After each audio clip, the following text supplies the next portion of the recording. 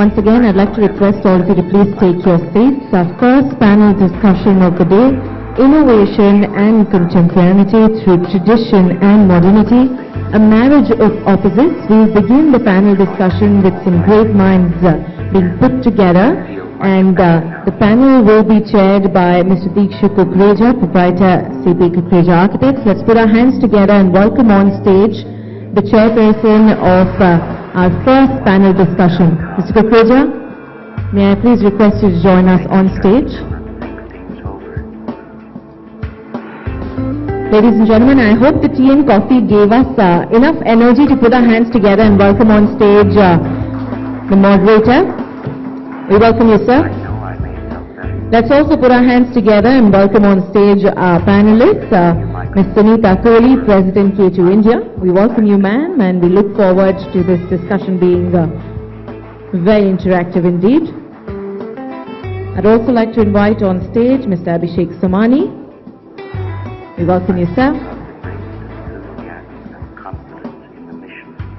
I'd now like to invite on stage Mr. Rahul Kadri, Principal Architect and Director, Kadri Consultants. Mr. Karan Grover, once again joining us with his thoughts and more. May I also request Mr. Georgie Thomas, CEO, ATS Green, to please join us on stage.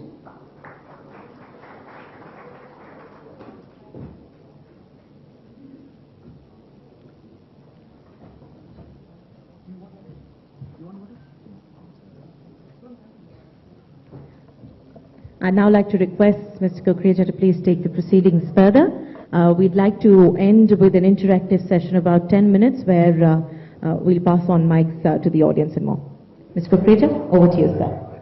Thank you. Hello once again. We are now going to be having our first of 3 panel discussions, and the subject that we have before us is really quite exciting. What we are talking about as an extension to heritage, tradition and modern design, we are here talking about innovation and contemporaneity through tradition and modernity, and whether this is really a marriage of opposites. So what we have our panelists here from very diverse backgrounds, and I'm going to start here with Ms. Sunita Kohli, who is a designer who has extensions not just in architecture but in allied fields as well, and I'm sure all of us here are familiar with some of her path-breaking work that she has done. Since we've already heard, you've heard Abhishek and Karan's thoughts earlier this morning, I would like to start with you, Sunita, and what we would like to touch upon is the format would really be for this panel discussion. I would like each one of the panelists here to give their starting comments for a couple of minutes, their thoughts on the subject, and then we will take it on from there. And at some point, since we do have an audience here comprising of professionals, design professionals, people from allied fields, I would like you to join in also, and we'll throw the floor open to your comments, suggestions, and your ideas on this subject. So to start with you, Sunita, what are your thoughts on this aspect of tradition, modernity? Are they actually bipolar, or is there something that brings them together? And is this tradition really something we need to shake ourselves from if we need to go forward, or is it something which is a springboard for us to move on to new designs? Well, I think, you know, all architecture and design really reflects the spirit of an age, what the Germans call Zeitgeist. So this generation will reflect what they think is the spirit of this particular age. Having said that, in India we are in a unique sort of position because we have, you know, we had other influences till we attained independence. So much of architecture in our larger metropolitan cities really was dictated by that. Right. And then the first city, as everybody knows, that came up post-independence was Chandigarh. That also was an imported idiom that was imported. So I personally think what has been happening is slowly by slowly, we have been negating our own vernacular idioms of architecture and also not paying attention to our old building techniques. Now, having said that, contemporary and modern architecture cannot exist in a vacuum in India. It is part of a global scene, so it must move with that. But I think great modern architecture is truly made when you have your own very strong moorings in your own culture, particularly when it is a culture like India. So we don't have to look to the Far East, we don't have to look to the West, but it will come and you see things that are happening today. So rather than architecture being so far having been largely derivative, of course there are still buildings that one can comment on that is something unique that is happening in India, but it's largely been derivative. But I think today's young architects, and I talk about architects 30s, 40s, early 50s, because they've also seen the world, they've traveled here, they are well educated, and it's a global society. So I think that generation of architects will really be reflecting what we hope to see architecture grow in India. That's interesting. And when you say that, and we've had this discussion before also, that sometimes one does wonder that we have what Karan showed us in his presentation, some phenomenal images of what our tradition is, what our heritage is, what our traditional architecture is. These are iconic images, if I can say. And in the last 6, 7 odd decades since we've gained independence, where are those? I don't want to use the word iconic here, it's cliched now, but where are buildings that we have designed which stand the test of time, which are symbols of a modern India? They're very, very few and far between. Actually, they don't, because you see, as we were discussing earlier, architecture is also as good as one's clients. What does a client want? Either he wants a flat that is in Manhattan, or he wants a hacienda which is in Mexico or Spain. So where are the clients that are asking for? I mean, what is wrong with doing an amazing Haveli, but modernizing it, transforming it? Because architecture has to be transformative. You cannot transforming it, but at least those buildings, I wasn't there, I'm sorry for, those buildings have stood the test of time. What Mr. Kadri was speaking about, value systems. I mean, they are reflective of our own value systems. Although value systems are universal. And so why is it that when you go immediately into a building such as this, there is harmony, there is beauty. I think that is by and large what is missing today. Because also of very confused clients. Yes. You know? So Karan, I'm going to have you comment on that. But before that, Rahul, I'd like you have a practice, well-accomplished practice. You're dealing with clients across different parts of the country. Yeah. What are your thoughts on what Sunita just mentioned about, that it's as good as it gets when it comes to, what the client is also looking for? So I think one really needs to struggle with this. And what do clients really want? Clients, at the end of the day, depending on what you're building, supposing it's a school, and we say form follows function. Supposing we start with that premise, and we look at, okay, what is the function of this building? And we can look at what it's been traditionally and what it needs to be as a modern school. But how, I think the quality of an architect differs with how well he or she defines that quest. I think Karan does it beautifully, more than anybody else. He weaves a story around it. So what is the quest? What is the function? Are we trying to make children more intelligent here? Can a building do that? I believe it can. So can I design for intelligence? Can I design for friendships? Can I design a building where bullying is less? So how do we define our function? What is our quest? I think from that design, deeper design emerges. When you say you want to make buildings where children are more intelligent, you will automatically say, I need daylight, because we know that children pay more attention when there's daylight. So people perform better when buildings perform better. So it's really, we started off the morning talking about values, and we said Indian values. I think that's rubbish. But I think values are, because you were talking about Indian heritage, I think universally values are the same. It's been a journey for human beings, it's been a journey to freedom. That's been our journey to freedom, individual freedom. Now, there were certain buildings that came about because of monarchy. So the monarch could commission it and this great architect could build it. But in today's times, there's democracy. There was the industrial age which coincided with democracy. Values are different. They're giving freedom to individuals, to each one occupying the building. So also this whole thing of iconic. I think iconic comes from a certain ego, a certain wanting to stand out, wanting to stand apart, which again is pointless. If we really are rooted in values, really rooted in what human beings have searched for forever, and I think that as a quest is amazing. We have always wanted to change a phrase, more with less. Starting with less is more. We want to do more with less. And we want to create ultimately that functionality and that beauty in the buildings.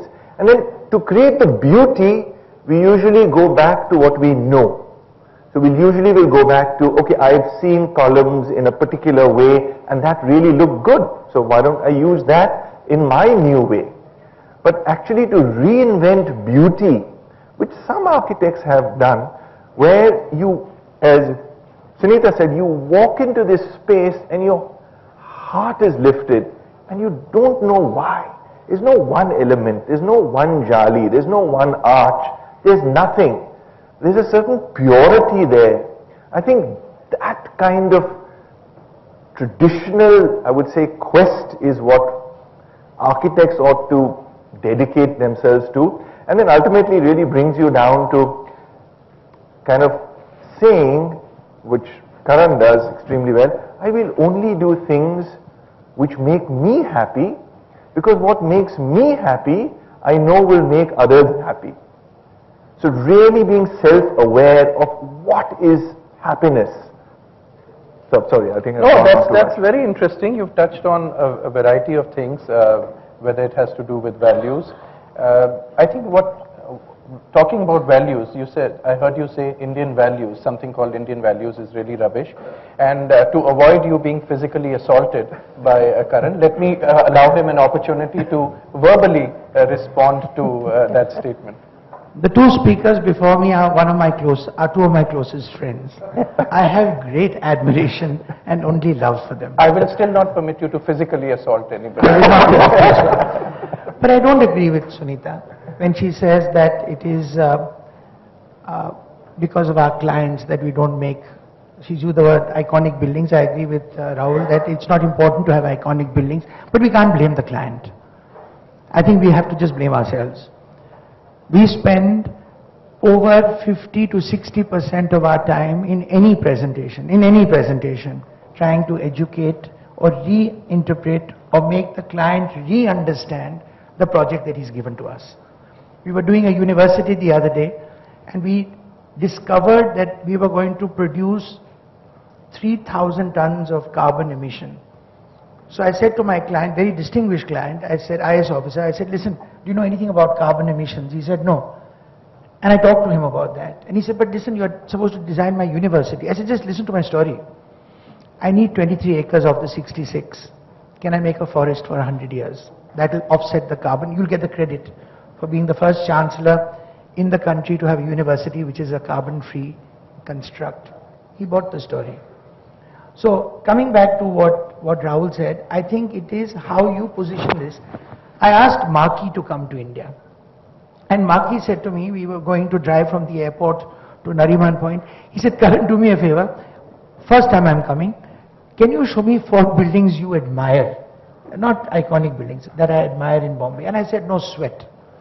Considered it done. From the airport to Nariman Point is through the whole length and breadth of Bombay. I'll do that. I only found 2. No, that's a sorry state of affairs. In Bombay, I only found 2. So he said, suppose I were to come to Delhi, how many would you find? I said, I haven't thought about it, but not more than a handful. Sure. So that is, I think we have to blame ourselves. So I feel that maybe our story is wrong to the client. I am an architect who is trying to propose and suggest sustainability, and I can see it in the eyes of my client that when is this idiot going to stop talking about this damn sustainable shit and get on to my project. So on the 40th minute I said, now sir, what about, I'll talk to you about your building. And I know I haven't got through to him. He doesn't care about sustainability. So I have tried to change that argument. Now I have a great argument. First slide. Bihar Chief Minister. First slide. Vidhan Sabha. I will save you 51 crore. He said, build it. I said, sir, can I start my presentation? He said, no, just build it. I said, but you have to see the presentation, no? It's the Vidhan Sabha. The cabinet was there. He said, you can build it. So I said, look, I'm an architect. You have to see my presentation. He said, no, build it. No, hang on. Now, I had this great story about sustainability, about daylighting, about using the 2 most beautiful heritage buildings of Patna. I got it all passed. But one slide. He understood the value of saving 51 crore. Yeah. So maybe we could change our story. And then somebody said, don't you dare talk to me about green. Larsen and Toubro chairman, I said, sir, green buildings. He said, green buildings? I don't believe in green buildings. So I wrote a note to, we were all on one side, he was on the other side. I wrote a note to my team, I'm going to get up and let's tell this shit to go to hell. And I passed that and I got up. And I said, you know what we should give for you? We'll give you a fat, I was talking about slim buildings. I said, we'll give you a fat building. It will be in granite. It will be pink. And everybody on the road who pass it will say, kya baat hai? And I turned on to my colleagues and said, chalo, Otto. And he said, you can do that? Well done, you've got the job. You got the job. The building is gold. We didn't tell him. He got a shock when we got a gold rating. We just didn't talk about green. We talked about we did a fat building. He said, this slim building is not imposing, fat, bada. We put a courtyard inside to get daylight. We put pink granite, because I said we'll make it pink. And it is a gold rated building.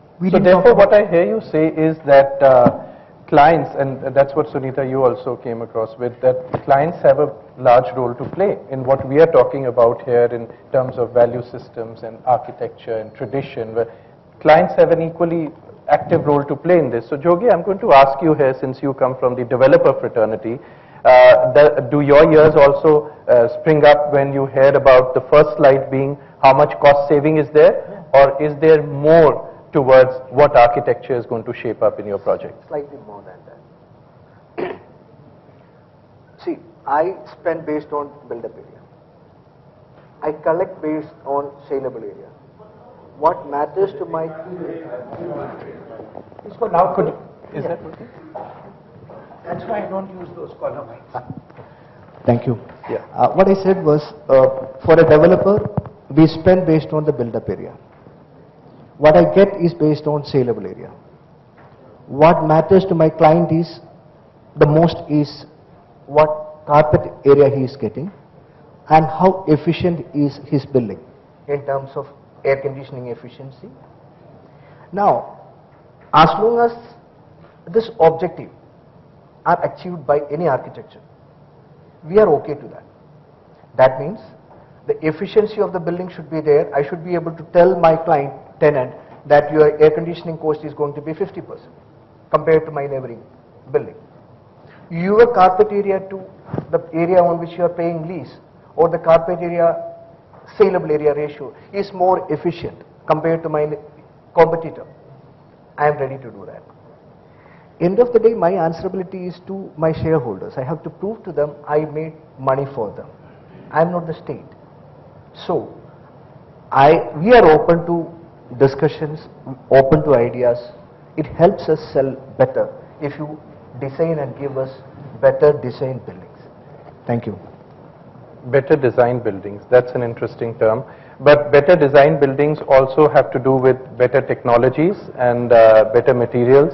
And since Abhishek, you are from an allied industry, you have an active role again, I would say, in seeing what kind of technologies come into new materials and how do you, the industry you are from, how can that bring about a certain newness? After all, some of the images we saw in Karan's presentation, you know, whether it has to do with crafts, these are things which are very intrinsic to Indian culture. So you being a multinational, but Indian multinational company, I would say, how do you go about leading your company and your thought processes on this? Thank you. First of all, I agree with all the architects sitting here, the top and the best in the country. So I think I go back to what Rahul said. A lot of the times the client runs out of budget and a lot of technology which can be used to save energy, to various other green initiatives which the tile industry is part of my presentation later in the day. There is a host of products available which can be used, but by the time it comes to using the tile, the client is more than often shying away from using them and using the basic tiles. And I think it's also about the design. So go away a little bit from your question and go back to the other questions. I'm not disagreeing or agreeing with any of you, but I think it's between the client brief and the builder. One such example which comes to my mind, which probably Auntie would be of iconic in nature after independence, is probably the Baha'i temple, the Lotus temple. I'm sure the client brief was absolutely specific, and that's why we have something what we have here in Delhi, beyond which my mind doesn't go to anything else. And going back to technology and product design, we at a lot of times we try to educate the builder. At least we as our company are far more responsible, I would think. I don't say we make the best products or we are best in the country, but we're definitely more responsible, where we're trying to tell the client what is good and what is not, depending on which part of India he's on, because there's a lot to tiles just in a 2 feet by 2 feet square or rectangle piece.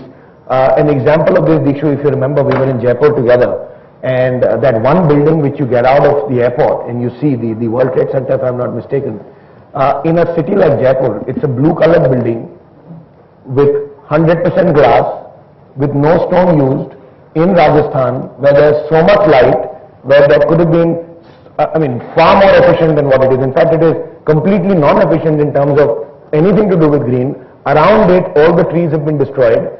I think the client brief there was, make me something which I can show off to Jaipur that it's different. Nothing to do with the future, nothing to do with sustainability, nothing to do with anything green, just make it different.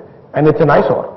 It is very different. It is so different that it's an eyesore. It might be very beautiful independently, but as far as the heritage and the culture of that city is concerned, it's a complete misfit from the atmosphere, from the kind of nature, that particular kind of heat or kind of cold that particular city has is completely beyond. So I would completely agree with Rahul that the client brief, what the stakeholders want, and sorry to say, but a lot of times most builders are looking at selling that one flat and then the society has to take care of it, and that's where it is. So I think clearly we need to be far more responsible and bring in those heritage buildings which were so efficient, like Mr. Grover. In that sense, this whole zest for trying to be innovative or trying to be contemporary, these words, are we really misunderstanding them? And what you see coming out in architecture that we are all kind of sharing, seem to be agreeing to, is that there's nothing path-breaking. There's nothing of the value that we can say this is something that has been built to stand out. Again, I'm shying away from the word iconic, but stand out. So is this whole quest for innovation and contemporaneity going somewhere astray? Yeah, I would agree with that. It's been misunderstood. Just one point I just want to underline. We spoke about the client brief. I think most clients don't know what they want. It's selfish. Okay? No. They know what they want in terms of profits. They know what they want to sell, But it's the architect's job to, as Karan does extremely well, reinterpret the brief, raise the brief to a whole other level, create a story that the client then loves to tell his friends that, you know, this is what I'm doing. So can we encapsulate it in a few ideas so that they can speak about it, not in a very complicated, you know, aise bhi karenge, waise bhi karenge, ye bhi hoga, wo bhi hoga. It's lost. So that about the brief is like, it's up to us to create that brief. And there is always an economic base for that brief. Sure. I mean, and without that, nothing is going to happen. Sure. What you spoke about, this so-called innovation and contemporary. See, innovation makes sense only when it is needed. So, if it's not needed, then there's no need to innovate. If something is working and has worked well, extremely well, you don't need to fix it. But suddenly, if you want it to do more, you either want the performance of the building to go up, as he talks about the air conditioning cost, or you want somehow, you want to add another element in an office building which you sell. I'm presuming an office building is what you said. Supposing you can also tell your prospective buyers that somehow in this building, your health costs will be less and your creativity of ideas will be more, and I can tell you why, and if you have a reason for that. So innovation really comes in when you're trying to do more and you don't have more to do it with. So you're trying to do more with less. That's when you need to innovate. And I think contemporary only means using the materials you have available to you, using the traditions you have available, like the contractors we have. I mean, we can't imagine a certain kind of building because we don't have that technology available to us. So contemporary means what is there today, what is your palette available, and innovation lies in doing more. Right, but not for the sake of it. Not twisting a building just to stand out, or not making form for the sake of form. And there's a very favorite example of mine. You know, in Malmö, in Sweden, there's that twisted torso building. Yes. Yeah? Very iconic building. Huh? No, not Gehry. It's the structural engineer guy. Calatrava. So I went to Sweden and I went to Malmö to see this building. Wow, engineering marvel. Windows were all closed. You could see no life. The base, it's a residential building. The base was devoid of any life. There was a very beautiful, serene water fountain there at the base. And then one lift to go in. Right next to it, there was row houses. And there was this beautiful little stream. And there were little gardens. And there was children playing, and there was barbecues, and there was a party, and there was music. So there was life. And there was this building which was dead. Windows didn't open, nothing, no life. And this was iconic. And the row houses which had very traditional, very old building type, nothing great about it, but it was beautiful because it was full of life. I mean, the joy it gave the residents in those row houses was fantastic. So whether we need to invent new things for the sake of it, I don't know. It put Malmö on the map, but did it create joy for the residents? I don't know. Whether we want to invent, or do we already have such a vast repertoire of design, of tradition, of skills that we can, which are at our disposal. You know, we don't have to here sit back and say, we don't have this technology or that technology available to us. The palette is so large today. So, but where and how can we choose, Sunita, these traditional elements that are there? When I say elements, I'm not just saying design elements. I'm talking about traditional skills. I'm talking about craftsmanship. All these things which are in abundance. And I know, Lipika, I've had this conversation with you where you've been talking about the dying skills of Bastar and other areas which you are playing an active role in reviving. But Sunita, I'd like to know from you, this repertoire, how do we use this? We can use it, but just to come back to something that Rahul was saying about clients, you know, all architects and designers unconsciously, and it should be unconscious, and it should not be pontification, become in a sense persuaders, what Shiv Khera was saying yesterday, and also educators, but in a two-way conversation. Because firstly, a client has come to an architect or a designer for the skill that they can give and that they can impart. So therein lies why the client has come. But I agree with you, a client does not know exactly what he's looking for. So a client, and both of you said that, has to be kind of educated, whichever way you want to do it, and show. Then let them make their own decisions. But to come back to the question that, no, I want to say something, that you know, architecture must create happiness.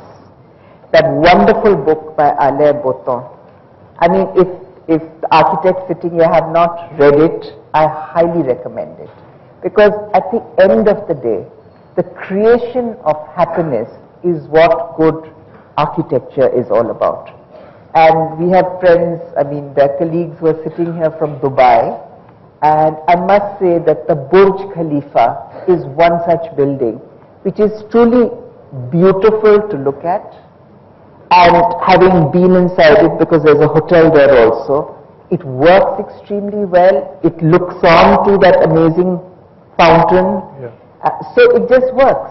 And so it has a nice, it's beauteous to look at, because in its form, and then the sky that is reflected. And then from within you don't feel caged in. There's a sort of an airy lightness about it. So that is, I'm not going to use the word iconic because I don't like it, but that's a building that makes a statement and has a contemporary building that has a timeless quality about it, because the values are all right in it. So, and I agree with you, I haven't seen it, but I've certainly seen plans of it, and buildings such as this, which are really monuments to the architects themselves. They're not built for other people. They will not eventually stand the test of time. I mean, 100 years down the line. Will it be remembered? I'm not so certain. But now to come back to the question that you had asked about how to work with tradition. Right. See, every age has to innovate. You just cannot live on your past. So, but what you take out of your own font of tradition and move forward with that, that is, I think, what creates good design and good architecture. True, that's true. Karan, your thoughts? I want to respond to some of the speakers. Abhishek, to that building in Jaipur, horrible building. I don't believe that the client said cut the trees. I would like not to believe that. We did a small school in a very tight space for Bharati Vidya Bhavan, and they gave me a mango orchard. So my first comment was, that's not fair, because how am I going to build a school here? I may have to cut a tree. And so I said to the office, I said, we will not cut a tree. The client didn't say to cut a tree or not to cut a tree, but that became the theme for our project. We didn't cut a tree. Damn difficult. 32 trees in a site which was incredibly small, and they wanted these 16 classrooms. So I think it is, the client never tells you what to do. The client only tells you maybe his aspirations if he is articulate. 9 times out of 10 he's not articulate. And then you have to tell this story to make him believe that what he's doing is a wow. So if the Jaipur client had been told that we are going to build you the most extraordinary building, and here's the idea, he may have bought it. The reason they have proved it in the worldwide, I mean in the Harvard Business School, that the way to get to somebody and be remembered is a story. So you remember the Panchtantra, you remember Aesop fables, slow and steady wins the race. We heard this 60 years ago. You remember it. Why? Because it's a story. So this is what you have to do. You have to tell the story. And I beg to differ with you about Indian values. I never said Indian values. I was talking about values that we have. So values that we have in India are not Indian values. And the point I was trying to make is that in the West, you know, I had a very famous designer who came to India to talk about design. And he is the designer of the Fisker scissor. So the Fisker scissor was presented to me. And I knew this was going to happen. So I gave him that beetle nut cutter. And he was very embarrassed. He said, you know, in my country we teach design. In your country it's a way of life. Because no one could have told us who designed that lota. And that's what impressed Eames when he came to the NID. So therefore I say, to come back to a first question you raised, Dikshu, that are we getting confused? Is this very complicated? You know, what is innovation? Is there tradition and modernity? You know, these words they had in the West because they had modernism, then they had postmodernism, they got bored, they had deconstructivism, they had all these isms. We didn't have that because it was a way of life. We had parampara, which is actually the continuing of tradition. So it is not something that you have to stand for, it is nothing complicated, you don't have to make a mission statement, you don't have to, it's not that you have to try to be different. I'm just saying that you learn, you imbibe, and you experiment, you re-understand, you add what you've learned, you improve on what you have. You saw that school of that little African boy. Mud was not going to last in his country, so he had to have a roof to cover it. He used second-hand aluminum sheets, and he built that school and won the Aga Khan Award. So he brought his tradition and he made it modern. The flooring was like the bottom of a newborn baby, he said, and it was hand-beaten. So what I think that's the point, that we are very fortunate that we have this tradition and this history, and that is part of us. So we don't have to try too hard. We are stupidly following the West, like that building in Jaipur, like those blue windows, which bring in too much light.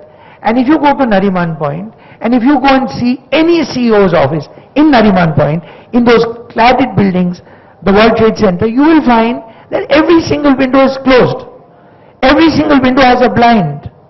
It's absurd that you've got the most magnificent view in Bombay, and the idiot of an architect had this building facing west, got the morning sun and the evening sun, whereas if you had handled the windows differently, you could see the sea, you could see Marine Drive. And today what do you see? You see a vertical blind. May I respond? Yes, I just something to add to what Karan is saying. You know, having said, you have also painted an ideal picture of what can happen. But what is happening, what is the reality in Indian cities, is that we're not really creating cities, we're creating slums. What is happening with the environs around smaller cities, around Gurgaon, where farmers have become very wealthy. So they've gone and bought land elsewhere. But what is the role model house that they're building?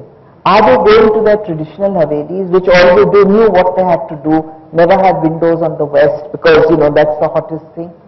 So why aren't we able to impart that, to go innovate, but go also with what is traditionally around you? And because things are happening differently, I can't think of one city that one can be proud of in India that we can say is a great city that is coming up. I'd love to know, I mean, if you've seen... That's very true, and I think we are sitting here in an event being organized by a media group. I guess somewhere the media also is playing a very different role when it comes to appreciating good architecture. Today, for a common man, after all, media does play a role in telling us, or in making us think a certain way. And today, for a common man, what's done in the West is perhaps the right solution. If we look at the developer scenario, the private real estate that is going on, it promises about building Californias and Ibizas and all these kind of glamorous places for you right here in Noida and Gurgaon. So somewhere down the line, yes, you are right, we are talking about, trying to educate or discuss with or enlighten our clients, but somewhere the mass movement seems to be moving away from this tradition. Tradition is not a fashionable statement anymore. Yeah, if we go and start talking about tradition, the architect probably, the client probably thinks we are frozen in time somewhere. So somewhere down the line, I think it's about an awareness that needs to come back to what our tradition holds, whether the values are Indian or global or whatever they are, but there is a certain parampara which is existing here, which can catapult our design into another level altogether going forward. So from that point of view, maybe I'll ask Jogi to comment on where do the developers look at positioning themselves on these things. What is going to be the big thing for the next 10 years in this country? Sorry? The next 10 years to 15 years for this country, the big thing which is required for this country and which is going to happen in this country is construction of about 30 million houses which are very small, 400 to 600 square foot size houses. 30 million.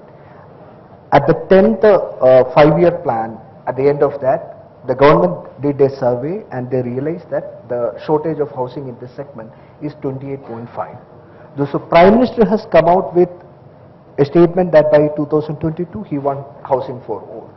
So look at the volume of business which is going to happen in this country to meet the requirement of this 30 million dwelling units. If I ask how many of this the architects sitting here ever thought of working on a design which is efficiently I can use in Bulandshahr or Moradabad, I have not seen any efficient drawing so far. We have launched our first project in Bulandshahr at less than 10 lakh rupees. People are living there. But again, the challenge is we are not getting efficient drawings. This is what the industry is telling us. We need designs which can be used in Gurgaon for making houses of 400, 500 square foot sizes, which is 7-story high. So that the cost has to be very efficient. The people has to live in an efficient way. The design, the houses which came in the nearby cities, they are not good. I don't want to replicate those houses in this country. So the opportunity is there. That is where the focus of most of the developers are shifting. And I request all of you here to understand the need and the opportunity, and I think. So Jogi, what you're saying is there is a practical side too about, I would not like to use the word still business, but there is a lot of development that needs to take place in the years to come, and then there is this thought about values of design being shown or reflected in that new urban habitat which has to come up. There are architects and other allied professionals here. Would anybody like to share their thoughts or comments on this? Yes, please. The gentleman there, Mr. Sharad Das.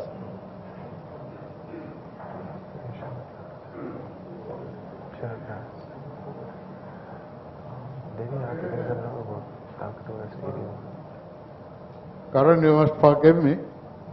I am going to throw all my arrows at you. And I will defend myself. No, I won't kill you. Now the point is that, He can still hear you. Go ahead. two interesting things besides the beautiful presentation that these two have made. The most important thing is that innovation and contemporary through tradition, modernity, marriage of opposites. Surely the marriage has not taken place. It is a strange bedfellows. But while your discussion, you said, used a beautiful word called that architect an idiot. Yes, I accept that we architects, generally speaking, I'm not going to talk about the Indian real parampara tradition, the bullock cart. Now we cannot move in the bullock cart anymore. But the gentleman sitting next to Mr. Somany, he wants every square inch to be built of a facade. He wants the maximum carpet area. It should get the maximum price in the market, and his client should be happy. You're talking about, I guess, referring to Jogi Thomas from ATS, not Abhishek. How on this earth can I bring his square foot, his rate, and his carpet area to this, that modernity and traditions? Now, it is possible, because you are from Gujarat, Karan. After Bhuj was unfortunately met one of the worst disaster, natural disasters, the earthquake. But today, even you have definitely seen Bhuj before the earthquake took place in 2004, and if you go and see it in 2014, it's a completely transformation for the better, not for the worse. Are you expecting that entire Nariman Point, Gurgaon, Noida, we are going to bomb this place, or earthquake to take place, or invite Pakistan to come and drop your bombs there? Then only you can build new country? No, it can't happen. Today we are living in an age where money matters. If the money is going to put, let me put it very crudely, we are prepared to pay our mother on the auction to get the money. So he said very rightly, he wants every penny out of it. To bring certain amount of sanity within the stupidity or idiotism. Then the three leaders are here, Somany are here, media, Narcissus is here, Vishnu is here, and Economic Times of course is here.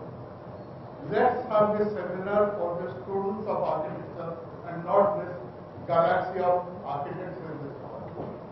Because we have little more than 4,000 people graduating from school in India every year. We have got 200 teachers. School of Planning Architecture New Delhi is supposed to be the most elite institute in the country, used to be. You are a product, I am a product, I am a product. We are a product of that school. It was same, the parampara. But where is now? There are 30 students per class, 5 classes, 150 students. In the same classroom, today I have got 120 students and 11 teachers. And my time there are 1 teacher for 8 students. And during this time, we used to borrow every 4 students used to have one thesis. Just imagine, every student are 8. I guess, Mr. Das, you're absolutely right there and bang on, because he was going to send the arrows to me. But you're fortunate you haven't got them yet, so. As I haven't got them yet. Yeah. But what I would like to take from. I want to ask you, your question is yet to come, is it? Yeah. Oh, now okay. the question starts. Okay. It's little like Arnab. Okay, but let me be the Arnab Goswami here for today at least. So you'll have to be very brief. We are running out of time, and I need other comments too. Now my question is, how this present environment, that we are not teaching the students, we don't have teachers. You want to bring the green revolution in this country, but particularly he wants penny votes for it. Karan, a 30-second response, Okay. please. Yeah, but he hasn't yet finished his No, question. he's finished it. 30-second response. Yeah. Okay, very quickly. Your arrows are about to kill me and I'm about to die, and I'm going to give this mic to Rahul to answer your question. But I'm just going to say 2 things. You're not correct. We had a huge conference yesterday. We had distinguished speakers. There were no architects in the audience. There were only students. So something what you said that we should do, we did yesterday. And many of us and many people who've come from out of India spent a lot of time. We spent the whole day actually, from 9 in the morning to 8 in the evening with the students. Yeah, true. Second question. He wants to build something in 600 square feet, which is, you say you want to do. We've got the same project. We've convinced our client Tata Steel that we will build only 450 square feet and give 150 square feet of open space in a 4-storied building. So I said that we lived around a courtyard. We brought this courtyard into a multi-level building, built less and given more. Great. So I'm just saying it can be done. So I think after this discussion, the 2 of you can meet and discuss a new project. Lipika, how about your thoughts also on this? Since I mentioned earlier, you've been working a lot with craftsmen and traditional work. Thank you, Dikshu, for giving me this opportunity to talk about this. I think really what's missing is the awareness, as you were just talking about. They can't. Could you give it another mic? Okay. Yeah. So I think all of you have said this, and I think what is really missing is the awareness about our traditional arts and crafts, our tradition per se. And because it is the lack of awareness amongst the children, not just students of architecture. Why are we talking to students of architecture? They have already come to a stage where they have already had some direction in their lives. I think what we really need to do is talk about art, talk about craft, talk about traditions in any form. Right after the children are born, like in Japan, the moment we start appreciating our traditions, the moment we start respecting it, the moment we start having pride in our own culture, automatically things will change. It's the child who will, either he becomes an architect or not, it doesn't matter. Whether he's become a builder or not, it doesn't matter. Even as a consumer, when he has to buy a flat and he goes to a building and he looks at a panel or an installation in the landscape area which is to do with a traditional art form like a dokra or a traditional art form from the down south in stone, he will be able to identify it. He will feel the pride of the fact that yes, this is Indian art. I know it, and I'm happy that this Indian art is so beautiful. Not only will he be able to appreciate it in his own country, his own lifestyle, but he'll be able to talk about it even at a cocktail conversation and take it to the world. So what is really missing is the knowledge and the pride in our own culture, which we all need to work towards. We need to sensitize this. We need to educate ourselves first. If our children don't know about our cultures, we are to be blamed for it. And unless and until we take that responsibility to educate them, irrespective of whether they want to get into the field of design, architecture or not, then we are losing it out. We are not being responsible Indian citizens who talk about India, pride, Indian culture, and taking all of this to the international level. Here I must share Mr. Somany, I was sharing with, and they are actually getting an award for being the first Indian company to be awarded at an international... No, patenting and design. Yes. Yeah, first Indian company. Yes. It's a matter of pride that an Indian company is being acknowledged this at an international level. I think similarly, Indian artisans, Indian craftsmen, Indian designers need to be acknowledged for what they have been upholding through the years, through the traditions, and our century is so deep-rooted, as Karan said. We don't have to innovate, we live with history. That's part of our life. We need to be just aware and we need to be proud of it. We don't need to have a house which says Italian crystal, Swarovski chandelier, and that's what our status in life is all about. We should be able to enter a home and say, this is a jharokha from Jaipur. It's beautiful, it's traditional. I have blue pottery sitting on my dining table and I'm proud of it because this is really beautiful, and it is. No, Lipika, you have a great message there, and I think we really do need to reflect on this. Mr. Shrikant Somany, would you like to say something? Heard everybody with great interest, the culture bit, the heritage bit and everything, but what I really feel that we are beings of nature and we relate ourselves to the five elements. And in the advent of modernity and everything being at a moment's notice, your comfort and everything else, the life, the hubbub of the life, we've come to a place where we really don't bring nature inside. For us, all buildings are a metaphor of what we need, but at the same time, nature is outside. I think there is a need to bring nature inside our buildings. And yet, in the modernity of things, I'm sure with all the technology available, we can still mingle and make a beautiful structure which has nature inside, heritage inside, and yet the comforts that every man needs. And I personally feel that architecture and architects today can do a wonderful job of this. Thank you. I think we could actually... Okay, that will be the last very short question. Because we have builders and architects here, I'm an interior designer, and one of my clients, he bought a house for say, 3 CR. But when I go inside the house, I don't find the jalis, the mosquito jalis, which is a very basic thing probably in India. So whom do I blame? the architects or the builders? Would you like to take up for the architects and builders here on this? No, not, but reflecting on that, Yes. I think I wanted to respond to Mr. Thomas earlier, but I think reflecting on what she said, while you're making less and giving more, and while he's saying 630 million dwelling units, a little bit on the practical side, not one builder, we work across north, south, east, west of India, not one builder has bothered to come back to us, and not one architect and builder has bothered to come back to us and say, let's engineer a product to attain what you need to eat. All we hear is make it cheaper, even cheaper and even cheaper. What is that doing? That's going to give you a product which is not going to sustain, which is going to be something which is rubbish. But if we put our heads together, come on a table together, we can engineer a product for whatever the government needs. Nobody has ever bothered to come back to us. Right.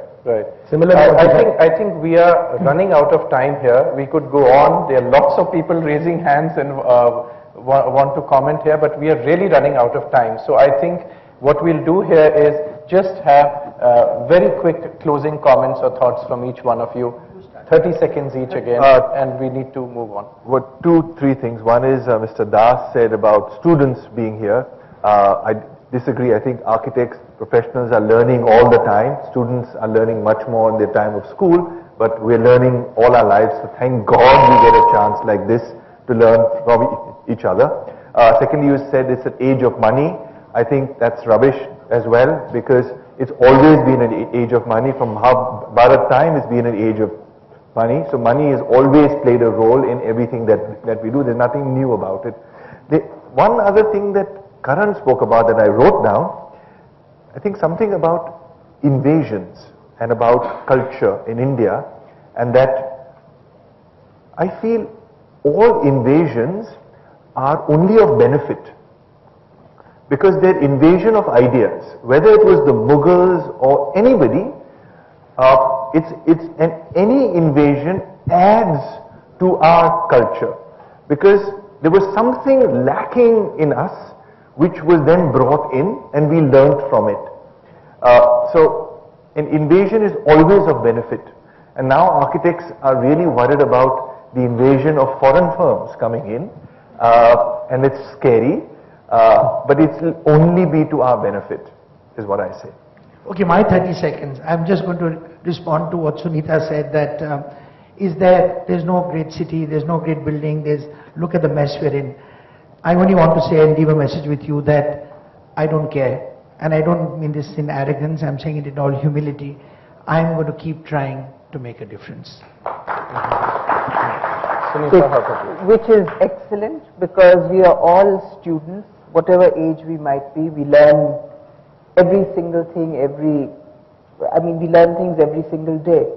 And I think, I agree with you, we are such an assimilative society, and that is to our own great benefit. After all, India would not be the same unless, but for the 1,000 years of Islamic rule. What they have done to our arts, what they have done to our architecture. Probably it's politically the incorrect thing to say, but it must be said. Assimilating everything, and yet, in India, our culture is so deep that our past, as they say, is constantly passing us by. So why don't we take from it and innovate? We've always been great innovators. So I think that spirit of innovation is continuing and will continue. I think there's just a little period of pause that we're going through, because we're also a society in flux. Yes, true. Yogi, any?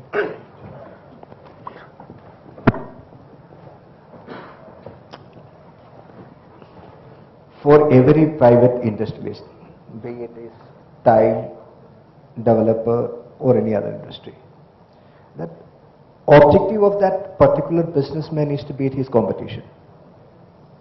Developer is not different. We look at architect for means to beat my competitor. Simple.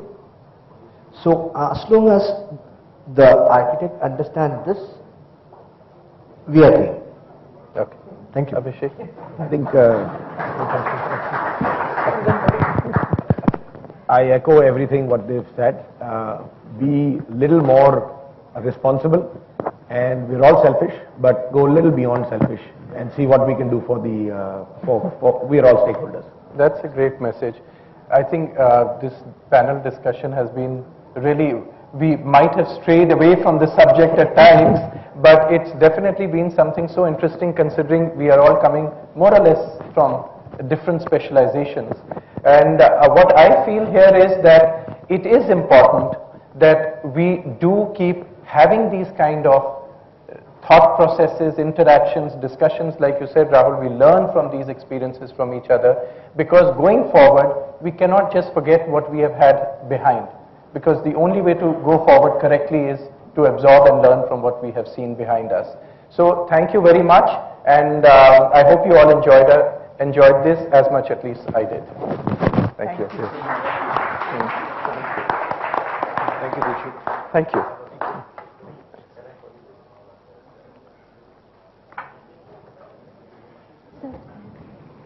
Thank you. Thank you so very much, Mr. Kukreja, for chairing the session, and may I please request you to appreciate the presence of all our panelists with a token. May I request Mr. Kukreja to please present each one of our panelists with a token, please. Let's put our hands together. Ma'am, thank you. Thank you so very much, Mr. Kadri. Mr. Grover, a pleasure always, sir.